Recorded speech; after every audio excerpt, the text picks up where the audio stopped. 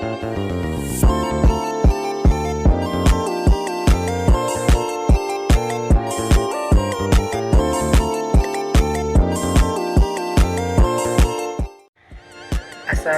warahmatullahi wabarakatuh. Perkenalkan, nama saya Atefil Mutaharam dari kelas 11 IPA 2. Nah, di video kali ini saya akan membahas tentang pelajaran kimia, yaitu tentang larutan penyangga. Oke, selamat menyaksikan. Nah, larutan penyangga memiliki pengertian yaitu larutan yang dapat mempertahankan dan menjaga keseimbangan asam atau pH. Larutan penyangga merupakan larutan yang pH-nya tidak akan berubah sedikit pun meski ditambahkan air. Selain itu, meski ditambahkan asam atau basa, pH-nya berubah sedikit atau tidak berubah secara signifikan. Jikalaupun berubah, maka nilai yang paling besar adalah 1. Nah, yang kedua yaitu ada jenis-jenis larutan penyangga. Yang pertama yaitu larutan penyangga asam. Larutan ini terdiri dari campuran asam lemah dan basa konjugasi. Larutan penyangga asam memiliki pH kurang dari 7. Adapun cara pembuatan larutan penyangga asam yaitu pertama ada asam lemah ditambah garam. Contohnya CH3COOH ditambah CH3COONA. Di mana CH3COOH ini merupakan asam lemah dan CH3COONA yaitu garam. Yang kedua yaitu bisa menggunakan asam lemah ditambah basa kuat. Contohnya CH3COOH ditambah NaOH, di mana CH3COOH merupakan asam lemah dan NaOH-nya yaitu basa kuat.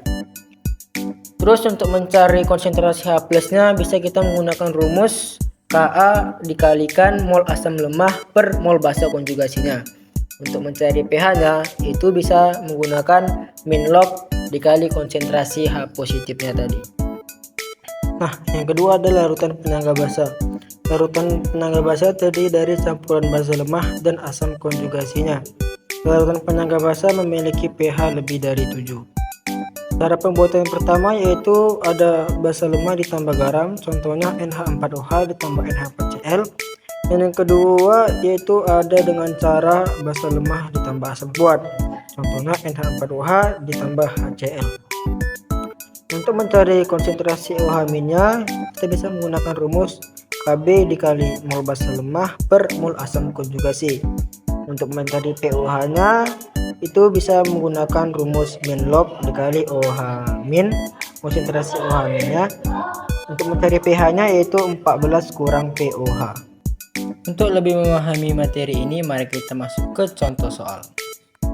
Oke, untuk soal yang pertama yaitu suatu larutan yang mengandung 0,1 mol asam asetat, Ka-nya yaitu 10 pangkat min 5 dan 0,01 mol natrium asetat mempunyai pH sebesar. Nah, di sini kita disuruh mencari pH-nya.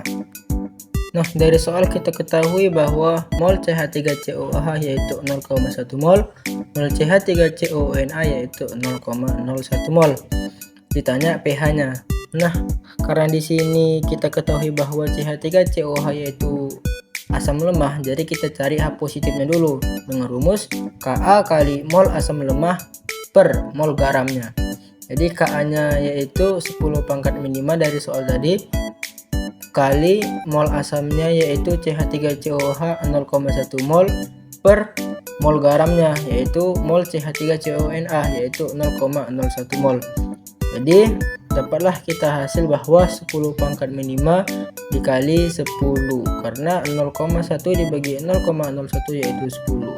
Maka 10 pangkat min 5 kali 10 pangkat 1 yaitu 10 pangkat min 4.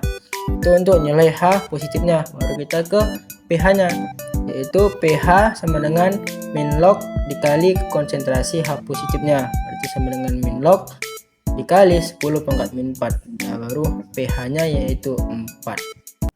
Oke, kita masuk ke soal nomor 2 yaitu jika 100 ml larutan HCl 0,1 molar dicampurkan dengan 50 ml larutan NH3 0,3 molar, Kb-nya yaitu 10 pangkat min 5, maka pH larutan yang terjadi adalah. Oke, dari soal kita ketahui bahwa molaritas HCl 0,1 molar, volumenya 100 ml, molaritas NH3 0,3 molar, volumenya yaitu 50 ml, Kb-nya yaitu 10 pangkat min 5.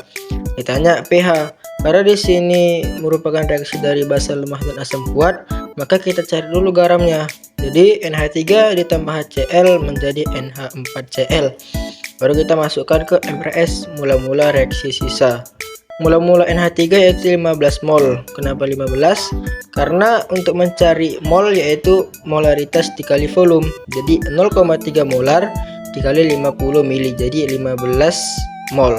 Begitu juga dengan HCl-nya, 0,1 dikali 100 berarti 10.